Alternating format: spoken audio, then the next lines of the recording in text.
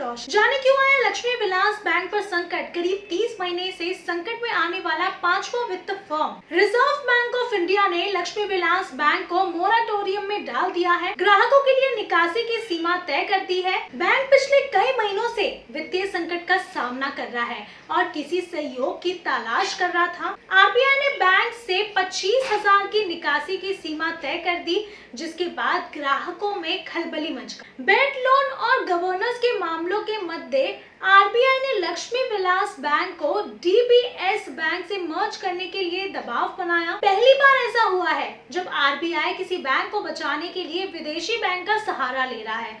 जाने कैसे संकट में फंस गया लक्ष्मी विलास बैंक और क्या है आरबीआई का प्लान। आरबीआई के मुताबिक पिछले 3 साल से लक्ष्मी विलास बैंक नुकसान में है।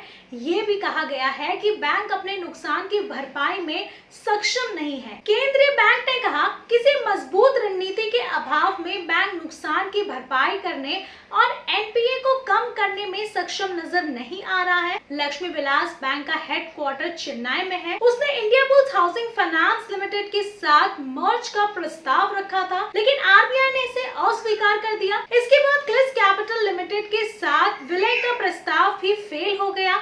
आरबीआई ने कहा कि संकट में घिरा बैंक कोई मजबूत प्रस्ताव पेश नहीं कर पाया है। इसके बाद इस साल 17 नवंबर को लक्ष्मी विलास बैंक को मोरेटोरियम में डाल दिया गया।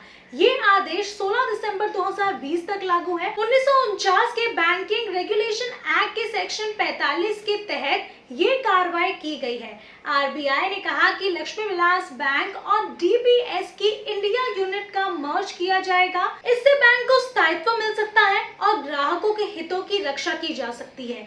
अगर ये विलय होता है तो डीबीएस अपनी इंडिया यूनिट में 25,000 करोड़ इंजेक्ट करे। डीबीएस बैंक की भारत भर में 20 ब्रांच है। ये दुबई का बैंक है। अगर लक्ष्मी विलास बैंक का विलय होता है तो देश में डीबीएस का भी विस्तार होगा। अभी लक्ष्मी विलास बैंक की 550 शाखाएं और 900 से ज्यादा एटीएम है। येस बैंक पर भी संकट की वजह से ही निकासी की सीमा तय की गई थी।